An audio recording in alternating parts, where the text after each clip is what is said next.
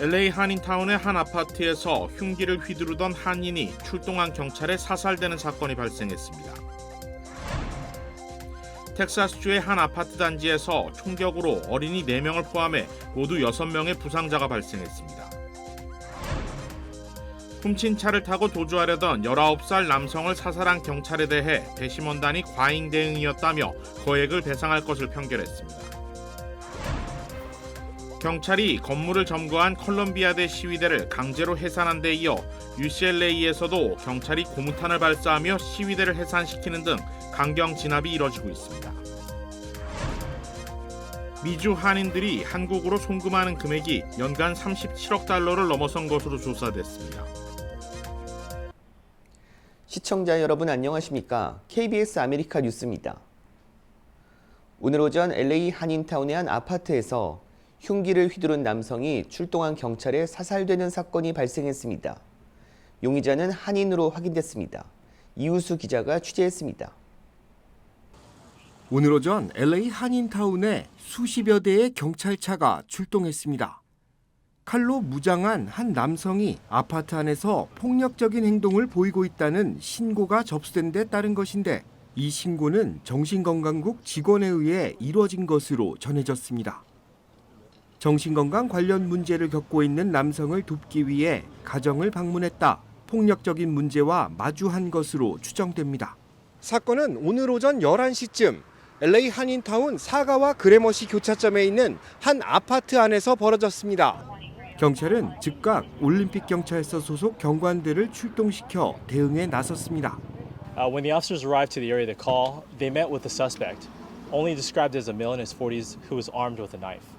Somewhere during that initial encounter, an officer-involved shooting occurred where the suspect was struck by gunfire and was taken into custody. Officers immediately summoned the Los Angeles Fire Department paramedics who responded to the scene and attempted to provide emergency medical aid but was unsuccessful as the suspect succumbed to his injuries and was pronounced deceased at scene. 사건 현장과 가까이에 살고 있는 시민들은 놀라움을 감추지 못했습니다. 상대적으로 안전한 지역에서 이 같은 사건이 발생한 데 따른 것입니다. 평소에 저녁에도 되게 안전하고 저기 강아지들 데리고 산책을 많이 하거든요. 근데 되게 심각한 일이네요. Something is happening every day in LA, wherever you live, right? So to me, it is random to a degree. I don't think it's super specific to a neighborhood. Of course, they're all a little bit different. 흉기를 휘둘렀던 남성은 40대 한인으로 확인됐습니다. 경찰은 추가적인 조사를 통해 범행 동기를 밝힐 계획입니다. The investigators still have a lot of evidence to go over, including interviewing the mental health workers as well as the officers that were involved. The suspect's knife was recovered at scene and will be booked as evidence. Right now, this is an ongoing investigation and we're in the very early stages of what happened. LA 경찰국은 현장에 임시 수사본부를 설치하고 출입을 통제한 채 수사를 이어가고 있습니다. 그러나 용의자가 사망한 터라 정확한 사건 경위가 밝혀질 때까지는 오랜 시간이 걸릴 것으로 보입니다. KBS 뉴스 이우수입니다. 어젯밤 텍사스주의 한 아파트 단지에서 총격 사건이 발생했습니다. 경찰은 이번 사건으로 어린이 4명을 포함해 모두 6명의 부상자가 발생했다고 밝혔습니다. 이어서 보도에 이우수 기자입니다. 아파트 벽면에 남겨진 선명한 총탄 자국. 순식간에 벌어진 총격에 아파트 주민들은 당황한 기색이 역력합니다. 총격은 어제 저녁 7시 30분쯤 텍사스주 포트워스 서쪽에 자리한 미라마 아파트 단지에서 발생했습니다. 이 아파트는 여러 동의 건물이 주차장을 둘러싼 형태로 자리 잡고 있는데 총격은 라스베이거스 트레일과 인접한 도로에서 벌어졌습니다. 경찰은 이번 사건으로 어린이 4명을 포함 모두 6명의 부상자가 발생했다고 발표했습니다. I've said many times it makes me angry, I am mad, I am pissed off. There's absolutely no reason anybody should be conducting themselves in such a violent, careless, heartless way that children should be shot. 총상을 입은 피해자들은 3살부터 19살 사이로 전체 부상자 6명 중 중상자를 포함한 4명은 쿡스 어린이병원에서 입원 치료를 받고 있는 것으로 전해졌습니다. 경찰은 최소 1명 이상의 용의자가 아파트 인근을 지나며 아파트 외부에 나와 있던 피해자들에게 총격을 가한 것으로 확인됐다고 밝혔습니다. 하지만 용의자들이 피해자들을 노리고 총격을 가한 것인지 불특정 다수를 향해 발포한 것인지는 아직 알 수 없다고 언급했습니다. 경찰은 도주한 용의자들의 신속한 검거를 위해 사건 현장 인근에 CCTV를 확보해 조사를 벌이고 있습니다. 경찰은 수사망을 좁히기 위해 시민들의 적극적인 제보를 당부했습니다. KBS 뉴스 이우수입니다. 훔친 차를 타고 도주하려던 19살 청년을 사살한 경찰에 대해 배심원단이 과잉 대응이었다며 거액을 배상할 것을 판결했습니다. 윤범수 기자가 보도합니다. 차량 등록이 만료된 고급 SUV를 정차시킨 경관. Morning. You have your driver's license, registration, insurance? Honestly, officer, I don't have my license. Let me see what you got. You got ID? Whose car is it? This is my cousin's car. I was Okay. 경찰의 질문에 차분히 대답하는 청년. 순찰차로 돌아온 경관이 조회해보니 도난 차량으로 확인됐고 동료 여성 경관과 함께 청년을 체포하러 다시 차로 접근합니다. 경찰이 차에서 내릴 것을 지시하자 말없이 차에 시동을 거는 청년. 급 후진으로 순찰차와 가로수를 들이받은 뒤 다시 지나가는 차량과 충돌한 청년은 고성을 지르며 차에서 내렸고 그 순간 경찰의 총격이 시작됐습니다. 모두 7발 가운데 4발을 몸에 맞은 용의자는 결국 현장에서 숨지고 말았습니다. 숨진 남성의 몸에 권총이나 흉기는 없었습니다. 숨진 19살의 데이빗 패트릭 설리반은 앞서 자신이 일하던 주유소에서 $1,000 이상의 현금과 물품을 훔치고 가게 앞에 있던 차량을 탈취해 달아났다 경찰에 의해 정차 명령을 받은 상황이었습니다. 오렌지 카운티 검찰은 설리반이 공격적인 행동을 취했고 위협을 느낀 경관들이 정당한 대응 사격을 한 것이라며 2명의 경관에 대해 불기소 처분을 내렸습니다. 그러나 지역 정부 등을 상대로 한 유족들의 탄원과 청원이 이어졌고 결국 2022년 재심이 받아들여졌습니다. 그리고 어제 사건을 맡은 오렌지 카운티 배심원단은 2명의 경관에 대해 과잉 대응이 인정된다며 40%의 과실 책임이 있다는 판결을 내렸습니다. 이번 판결에 따라 경관이 소속돼 있는 부에나 팍 씨는 숨진 설리반의 유족에게 $350만 배상해야 합니다. KBS 뉴스 윤범수입니다. 경찰의 대학 시위대 강경 진압이 이루어지고 있는 가운데 경찰이 지난 30일 컬럼비아대 진압 영상을 공개했습니다. KBTV 김은지 기자입니다. 4월 중순부터 대학가를 휩쓴 친팔레스타인 시위대가 캠프 농성에 이어 해밀턴 홀을 점거하면서 이를 진압하는 과정에 경찰 인력이 투입됐습니다. 중무장한 경찰관들이 건물 안으로 진입하는 바디캠 영상이 공개되면서 관심을 끌고 있습니다. 뉴욕시경은 사다리차를 대고 2층 창문을 깨고 진입했습니다. 1층 문 앞에는 쇠사슬과 바리케이드가 입구를 막아섰고 각종 테이블과 의자로 가로막혀 있었습니다. 이에 경찰이 톱과 토치를 동원해 쇠사슬과 산더미처럼 쌓인 테이블 의자를 치우고 뒤에서는 친팔레스타인 시위대 학생들이 팔레스타인에게 자유를 이라는 구호를 외치며 노래를 하는 모습이 영상에 담겼습니다. 마침내 내부로 진입한 경관들은 복도에서 머리에 스카프를 두른 채 구호를 외치고 있는 시위대에게 가만히 있으라고 소리친 뒤 이들을 체포했습니다. 이에 바이든 대통령은 폭력 시위는 보호 대상이 아니라며 기물 파손과 시설 점거가 이어질 경우 좌시하지 않을 것이라고 경고했습니다. KBTV 뉴스 김은지입니다. 컬럼비아대 시위대의 건물 점거를 강제로 해산한 데 이어 UCLA에서도 어젯밤 경찰이 고무탄을 발사하며 강제 해산시켰습니다. 박일중 기자입니다. 경찰이 줄을 지어 캘리포니아 대학 로스앤젤레스 캠퍼스 안으로 진입합니다.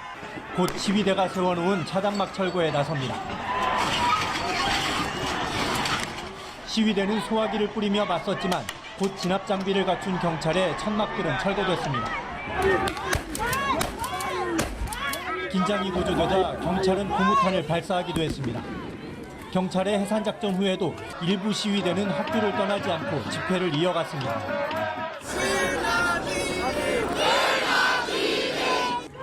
학교 측은 현지 시각 1일 오후 6시까지 천막을 철거하라고 요구했지만 시위대가 불응하자 경찰 진입을 요청했습니다. AP통신은 이날 최소 200명을 포함해 지난달 18일 이후 미국 전역에서 2,000명 넘게 체포됐다고 집계했습니다. 학교들의 강경 대응에 긴장이 더 고조되고 있는 가운데 미 정부는 반유대주의 폭력 행위는 엄단하겠다고 밝혔고 바이든 대통령은 예정에 없던 기자회견에서 시위대의 질서를 지킬 것을 촉구했습니다. 전날 트럼프 전 대통령이 컬럼비아대 시위대 해산 장면을 두고 아름답다고 한 데에 대한 대응으로 풀이됩니다. There's the right to protest, but not the right to cause chaos. People have the right to get an education, the right to get a degree, the right to walk across the campus safely without fear of being attacked. 미국에서 시작된 각 대학의 팔레스타인 지지 시위는 프랑스에 이어 영국 대학들에서도 열리면서 전 세계로 확산되는 모양새입니다. 뉴욕에서 KBS 뉴스 박일중입니다. 캘리포니아주 패스트푸드 업계에 종업원 시간당 최저임금이 $20로 오르면서 업체들의 메뉴 가격 인상이 이어지고 있습니다. 캘리포니아주는 지난 4월 1일부터 패스트푸드 업계 근로자의 시간당 최저임금을 $16에서 $20로 인상해 최근 70개 대형 패스트푸드 레스토랑이 전반적으로 10%씩 가격을 인상했다고 시장 조사기관 데이터센셜은 밝혔습니다.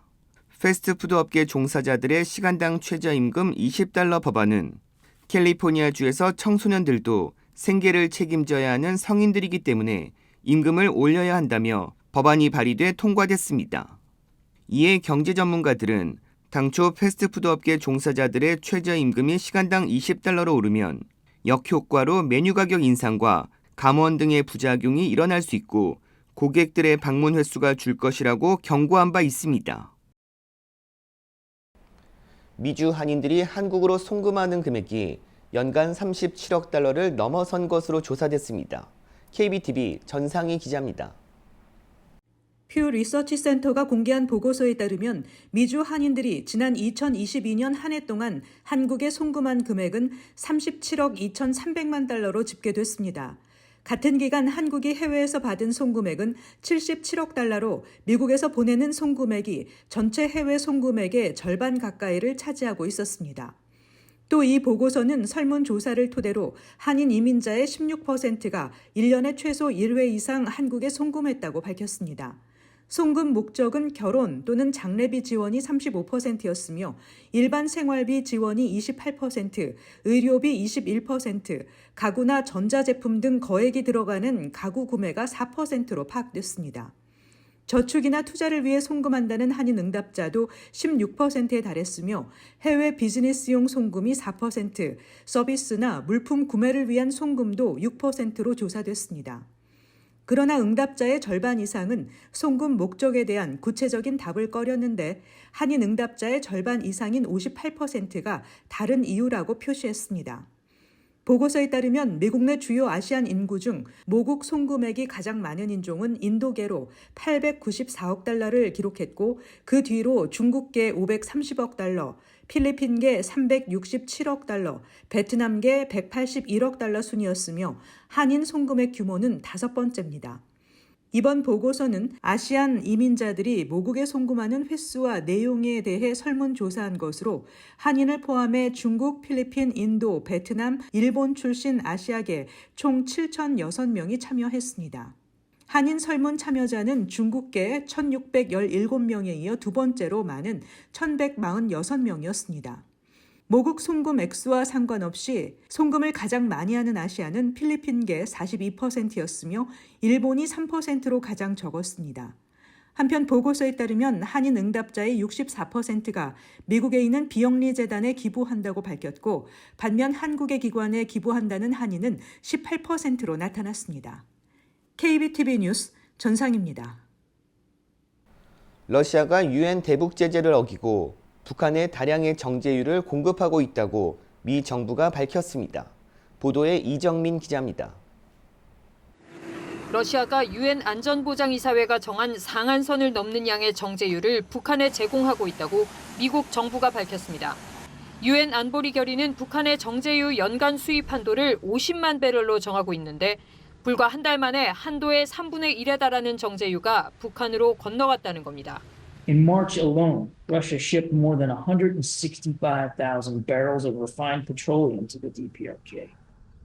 Given the close proximity of Russian and North Korean commercial ports, Russia could sustain these shipments indefinitely.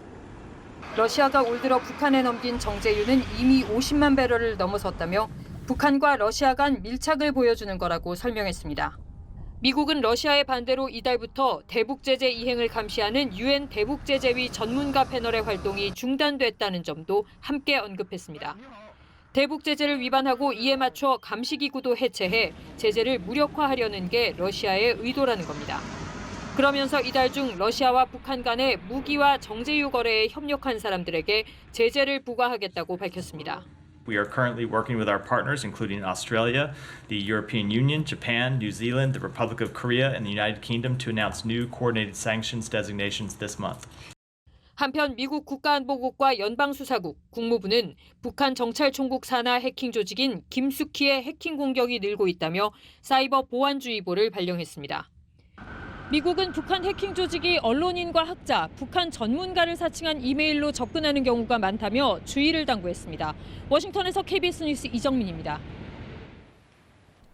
11월 대선을 앞두고 국민 중 절반 이상이 선거 기간 언론이 부정확하거나 잘못된 정보를 보도할까 우려하고 있다는 조사 결과가 나왔습니다. AP통신과 시카고대 여론연구센터가 성인 2,400여 명을 대상으로 실시한 조사 결과 53%는 선거 기간 언론이 부정확하거나 잘못된 정보를 보도할까 봐 매우 우려한다고 답했습니다. 또 언론 매체가 생성형 AI 인공지능을 이용해 기사를 작성할 것이라고 우려하는 응답은 42%였습니다. 응답자의 47%는 언론 매체가 확인 또는 검증되지 않은 정보를 보도하는 데 대한 심각한 우려를 나타냈고 44%는 정확한 정보가 한쪽에만 유리한 방식으로 전달될까 봐 걱정된다고 답했습니다. 미 언론연구소는 가장 우려되는 것은 사람들이 실제로 정보를 신뢰할 수 있는지 확인하지 못하는 것이라고 밝혔습니다. 어제 중국 고속도로 붕괴 소식 전해드렸는데요. 사망자가 40여 명으로 늘어난 가운데 사고가 인재일 가능성도 제기되고 있습니다. 김민정 기자가 보도합니다. 멀쩡하던 고속도로가 20m 가까이 순식간에 무너져 내린 사고 현장. 차량 20여 대가 토사와 함께 경사면을 따라 굴러떨어졌습니다. 인근을 지나다가 참혹한 현장을 목격한 시민들이 구조대원들보다 먼저 구조에 나섰습니다. 이 30대 남성은 미끄러운 비탈면을 내려가 맨손으로 3살 난 아이 등 모두 6명을 구조했습니다.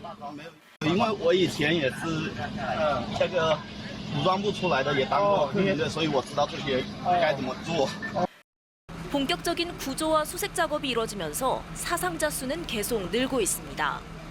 부상자 가운데는 중상자도 있는 것으로 알려졌습니다. 현지 매체 보도에 따르면 폭우에 따른 집안 침하 외에 부실 시공이 사고로 이어졌을 가능성도 제기되고 있습니다. 산지를 깎아 건설된 도로여서 산사태 위험이 상대적으로 높은데도 불구하고 토사가 흘러내리는 것을 방지하는 옹벽 등 안전시설이 제대로 설치되지 않았다는 겁니다. 노동절 연휴 첫날 발생한 안타까운 사고에 부상자들을 돕기 위한 헌혈 행렬도 이어지고 있습니다.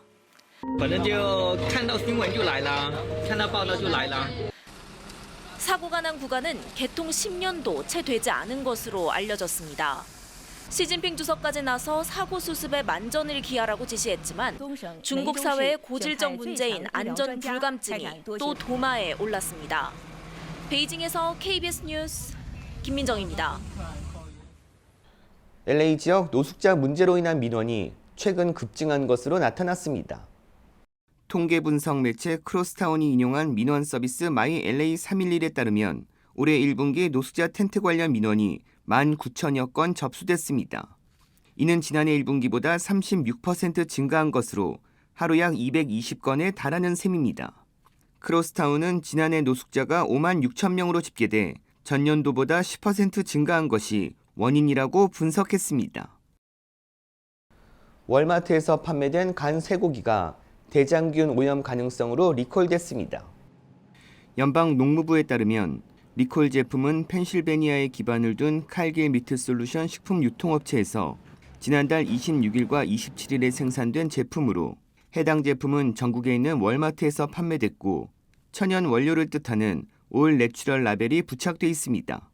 리콜된 소고기 양은 총 16,243파운드로 햄버거 패티를 포함해 총 6개 제품이 리콜됐습니다. 리콜 대상은 식품안전검사국에서 확인할 수 있습니다. 리콜된 제품은 환불이 가능하며 바로 폐기할 것이 권장됐습니다. 한편 리콜된 쇠고기로 인한 질병은 보고되지 않았습니다. 국무부는 북한 해커들이 대북 정책 관련 정보를 수집하기 위해 발신자를 위장한 이메일을 발송하고 있다고 경고했습니다. 미 국무부는 북한 해커 조직인 김숙희가 언론인, 학자, 동아시아 전문가 등 대북 정책과 관련된 이들을 사칭한 이메일을 보내고 있다며 사이버 보안 주의보를 발령했습니다. 주의보에 포함된 사례로 김숙희는 지난해부터 올해 정부와 국제기구 당국자들에게 미국의 대북 정책을 주제로 열리는 행사에 초청하는 이메일을 보냈는데 이는 위장된 도메인이었다고 국무부 고위 당국자는 설명했습니다. 또 북한이 다른 나라에 대한 정보를 수집할 때 통상적인 수단을 활용하지 않아 해킹에 의존하고 있는 것 같다고 덧붙였습니다.